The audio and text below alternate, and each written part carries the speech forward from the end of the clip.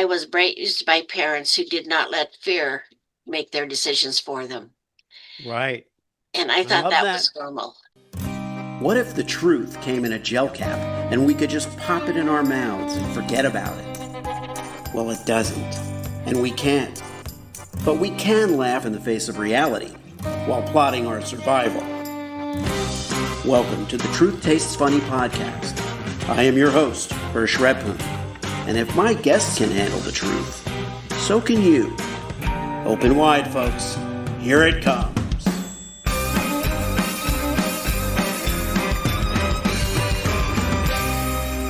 With me today on Truth Tastes Funny is Fran Tabor. Fran and her husband opened a repair shop in 1978, and the business survived divorce, embezzlements, uninsured cancer, recessions, and then in 2024, it was sold to her key employees. The business grew from $2,000 in seed money to gross over $1 million a year every year since 1998. So when her daughters were infants, they came to work with her. And when the employees had babies, Fran encouraged them to wear baby carriers and went and wait on customers while babies snuggled with mommy. Why? Because if you believe in something like the importance of children, you don't want to give lip service to it. You want to act. You want to make it a very important principle of your business. And today, Fran is a full time writer of fiction and nonfiction who wants everyone to feel the same power of what that means to be your own boss, including when it's your side gig. So that it really brings us up to date here on what that can mean. And Fran, welcome to Truth Tastes Funny. Well, thank you very much. I am extremely grateful to be here.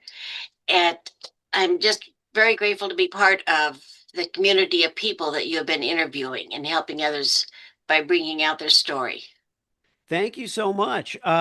It's the sincerity, truth does taste funny. I mean, in true to the title, we never know how things are going to turn out. We never know what Absolutely. our life experience is really going to amount to. But at the same time, it's also kind of a through line for the show that Mhm. somebody have sincerity and really meaning in their lives, and that sometimes the places that we find meaning are not really what we would expect. And I think that was probably the case for a lot of your employees to be surprised by the dedication to family that you show. So tell me a little bit about maybe a little bit about your childhood and where some of your values were formed early on. Well, like all children, to me, my childhood felt totally normal because it was the only one I knew.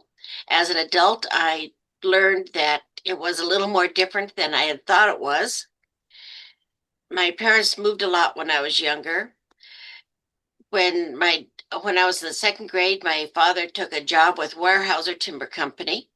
He was a wholesaler for them. He did a very good job, far better than their typical wholesaler. And back in those days, corporations thought that to help make sure the person was married to the corporation, which I think is a really dumb attitude, they would transfer somebody with every promotion. And Warehouse moved us from Liston, Idaho to Longview, Washington to St. Paul, Minnesota to Mankato to Minneapolis, Minnesota, and to Ohio. And then from Ohio to Sioux Falls, South Dakota. I, as an adult, years later, I had a chance to meet one of the head secretaries for the Weyerhaeuser Company. And my parents had a little bit of an unusual last name, Bear. And so and that was her in-law's last name. So she always tracked what my father did. And she said, "Oh, your father broke every record that they had for a wholesaler, that he was just like a legend in them." And and so why did he quit? Well, it was very simple for why he quit.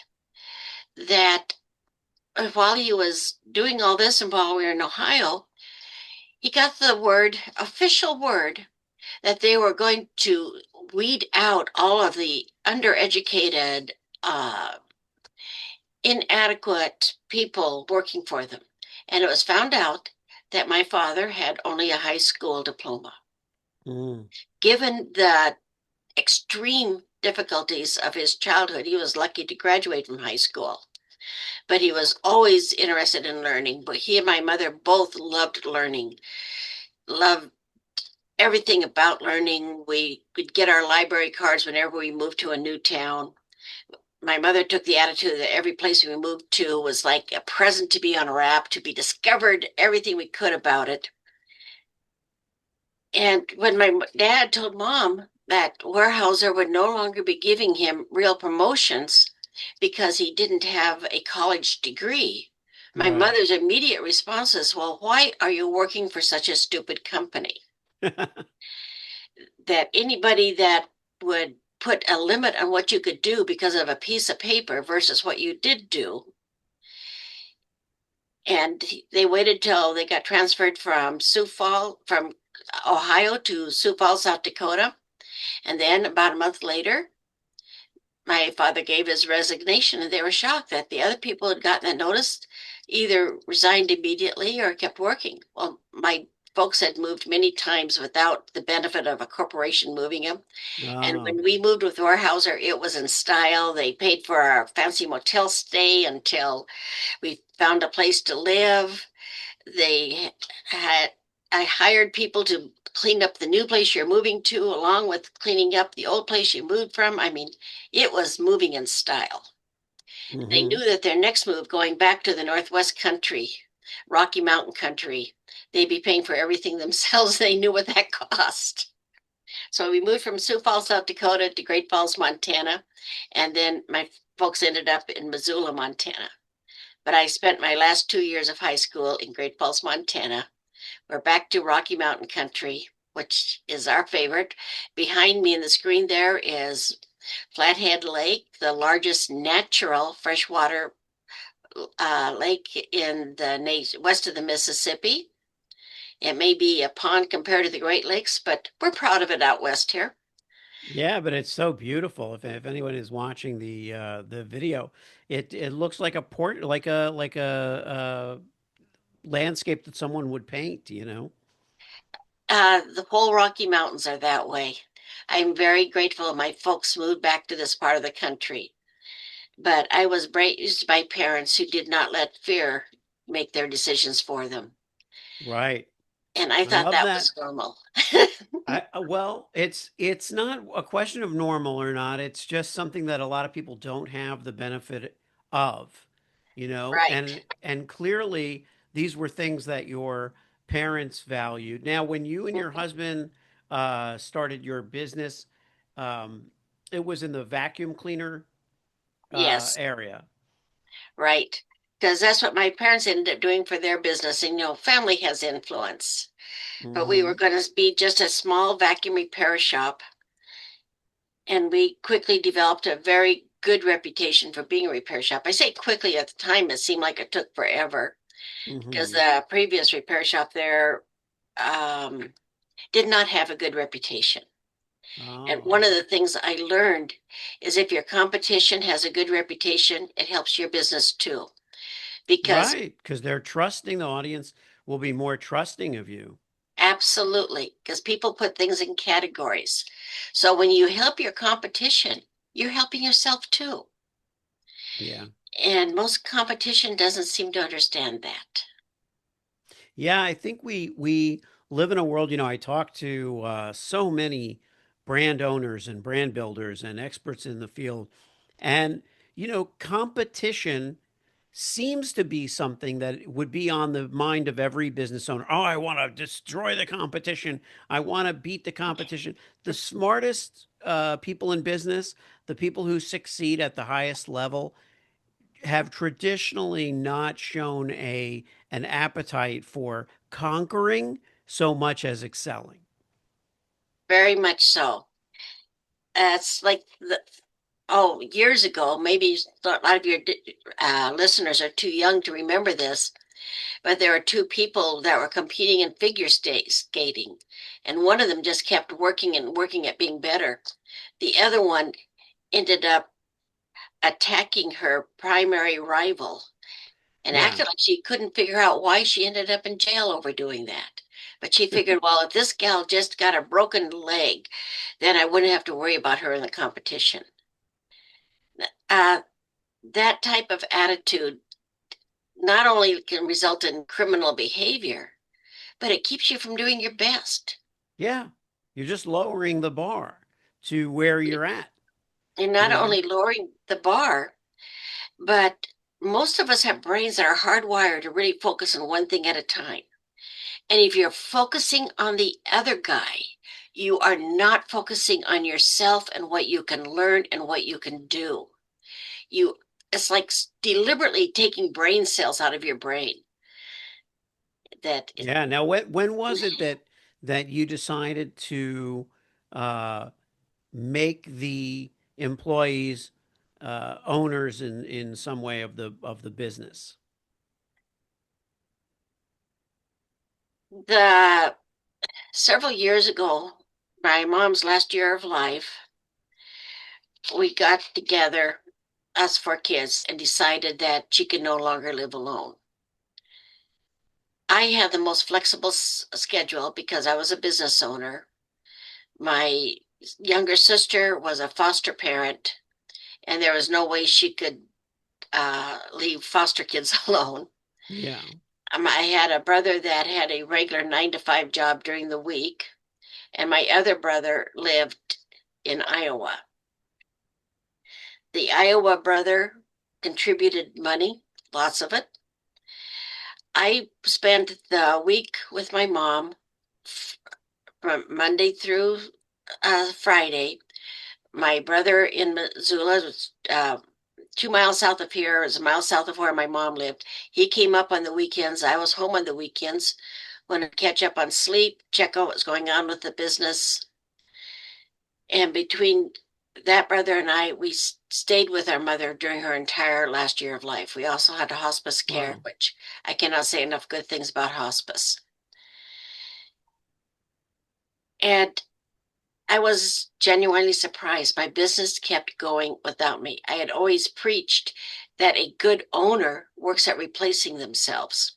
Well, Mm, I didn't yes. always preach that. I actually had an employee tell me that first. And then when I believed it, I started preaching it to others. And those two employees took on the primary brunt of running the day-to-day business. I was able to take a whole year off because of their skill. And I ended up selling them the business for strictly the price of the inventory. That they gave me the ability to do something that was very important to me. And buying $1 million business for the price of the inventory is a bargain. And they appreciate it and know it. They've run it for about a year now. They have made a lot of improvements in the building that the last few years, well, some of them I never even thought of doing. And Yeah. there's the last few years, I just didn't have the energy to put in the business for obvious reasons. And they've been doing a great job. Very, very Yeah. good. They did it. There are several things they're doing better than I did. So in a lot of ways, Fran, in a lot of ways, your brand, your parents' brand, uh, regardless of the business or even the service, there's just a tremendous amount of pride in perception and uh, word of mouth, how people feel about the business, not just, and this is a point we can't stress enough, not just about how good a job does the business do, but what is it like to work for that business? What is it like to be the steward of that business? You know, that's worth its weight in gold. Well, thank you. And I'd like to say while I was doing all that, that was foremost in my mind, but I just did what seemed the logical thing to do at the time. Yeah. So sometimes we do the right thing almost by accident. Well, it seems that way, but it certainly is true that quite often we do the right things by not second guessing our instinct. In other words, we have the instinct to do the right thing, and it may come with some sacrifices, or it may come with some challenges to overcome in the process. But we kind of know it's the right thing, and we just do it. But I think when we start to uh, second guess our motives in the sense that, well, is this the right thing for me? Is it the right thing do I need to bother to do all that? Or, whatever it might be, or someone else will come, an advisor or somebody will say, oh, you could make a lot more money if you did this. And then but somehow your gut tells you it's not really the right way to go. Because in the end, what do we really want? A lot of people who've exited businesses will say, well, I want freedom. And that's true to an extent, but that doesn't really explain it, right? What does freedom mean? Freedom to do what? Exactly. And that's one of the differences between having a business with a purpose and a business just to make money. Because if Yeah. the only reason you're in business or the only reason you have a job is to make enough money to pay your bills, that's not enough to keep going when times get tough. Yeah. And unless you have an ultimate purpose, if you suddenly win the lottery and so you have the freedom to do whatever you want, you're just going to flounder. Yeah. But a Yeah. You purpose should be consistent with your whole life. which brings us to the books, the writing. So now your, life takes a certain path, and we go on it, follow it, execute it. Now you can pretty much do anything you want. You're writing books. Tell us about the books you're writing. Well, I write about both fiction and nonfiction. Right. The nonfiction has been business related books about the basic principles I've discovered running a small business that I read a lot. And I've read a number of business books I really like such as The Loyalty Effect or Good to Great and Built to Last, which are just awesome books. I highly recommend to everybody. But those are usually written for somebody who either is or aspires to be a great multinational corporation. Mm-hmm. And majority of businesses are, in fact, in the United States, over half of all businesses are small business. Yeah. And half of the country it either owns or is employed by a small business. But very few people that write about business know anything about what it's like to live the small business life. And so I write about that. My nonfiction, I write that for fun because fun is an important part of life. Right. And so I write science fiction. I've had a number of science fiction short stories published. I've had some very flattering Kirkus reviews on one of my science fiction novels. And then I've also written some, or I guess you could call it a romantic comedy combination mystery, love and romance Montana style, called Eagle Rock, about a gal that inherits a buffalo ranch in Montana. Yeah.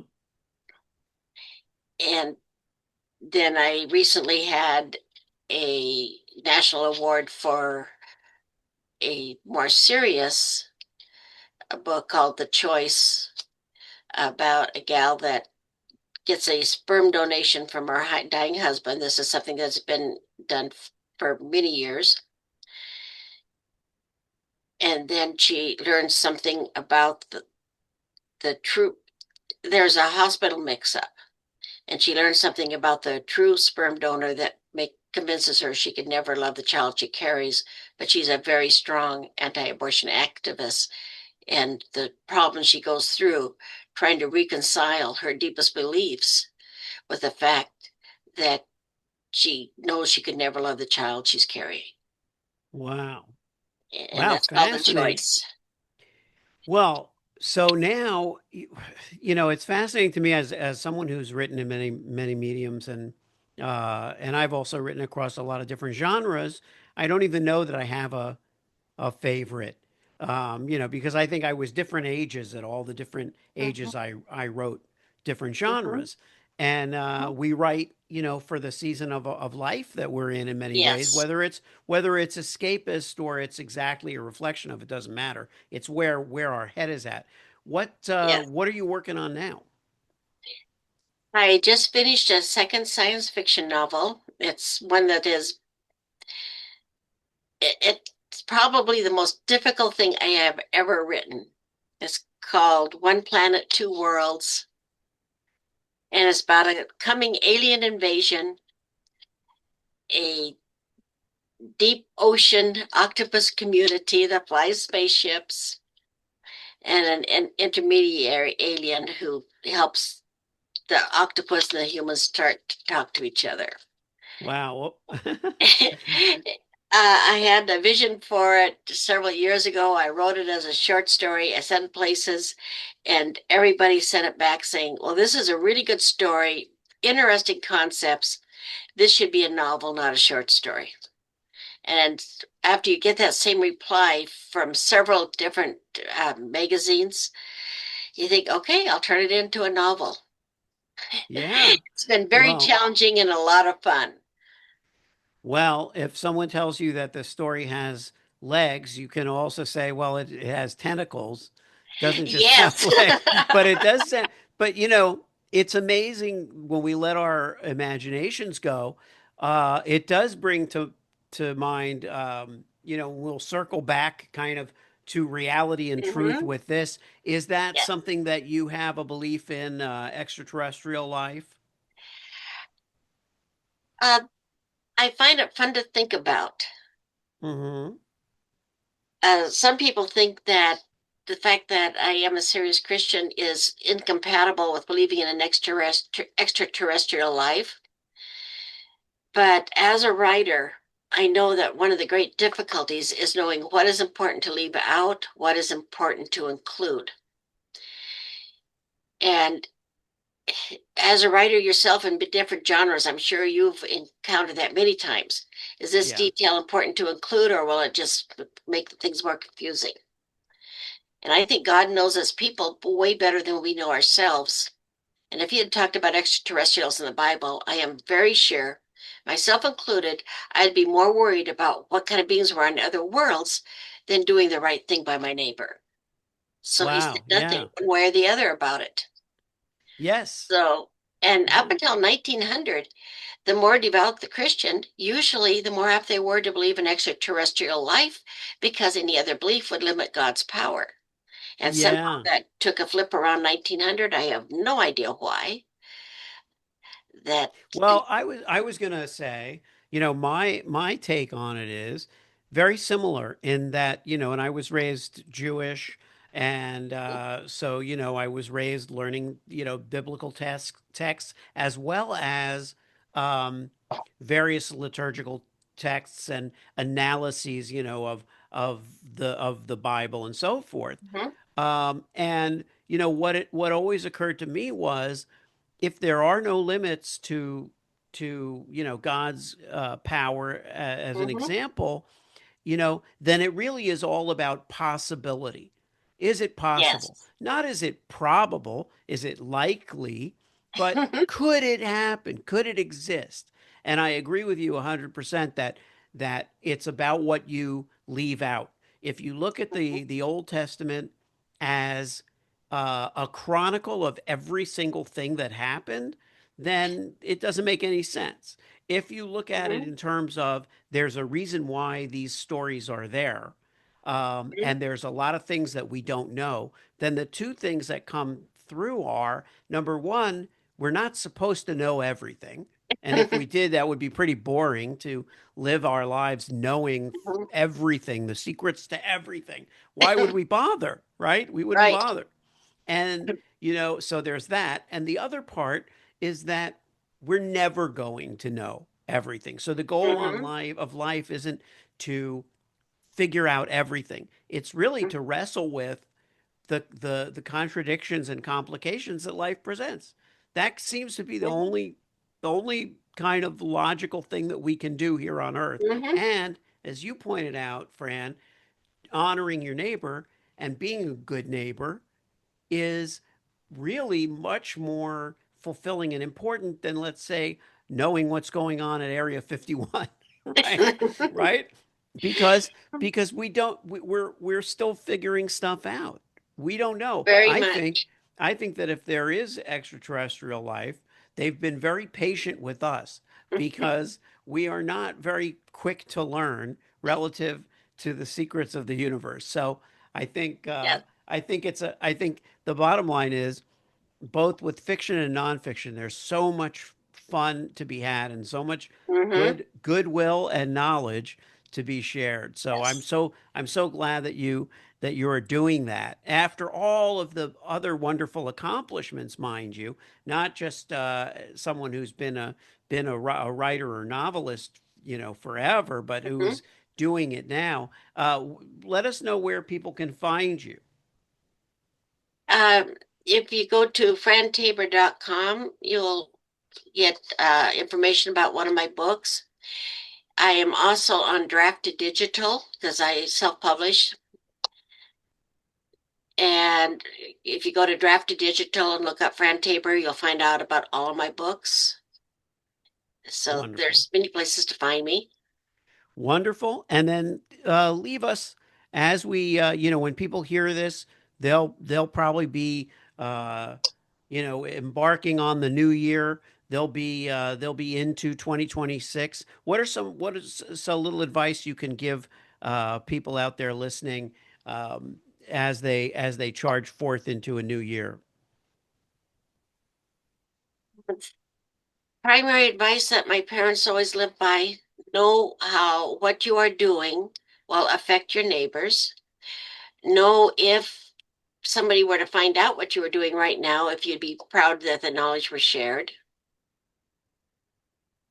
And to have fun. And don't let anybody put limits on what you can do. Exactly. Well, thank you And again for being on, Fran, well, yeah, oh, continued fun and and success. I would like to mention one more thing. Sure. Uh, your listeners should know that it is very difficult for you to be working so hard on a podcast and doing two podcasts. Be sure to do the ultimate thank you for Hersh and give him a 5-star rating. And if there's any particular episode you've liked in the past, go back. If you haven't already, give them a 5-star rating because that helps them a lot. And I do have that. I should mention I do have a special gift for your listeners. If they go to the frantabor.com, they'll find a way to get one of my free books that helps small business people. Awesome, Fran. Thank you so much. Thank you so much. Thanks so much for tuning into Truth Tastes Funny. If you enjoyed the experience, please leave a 5-star review and share this podcast with your friends.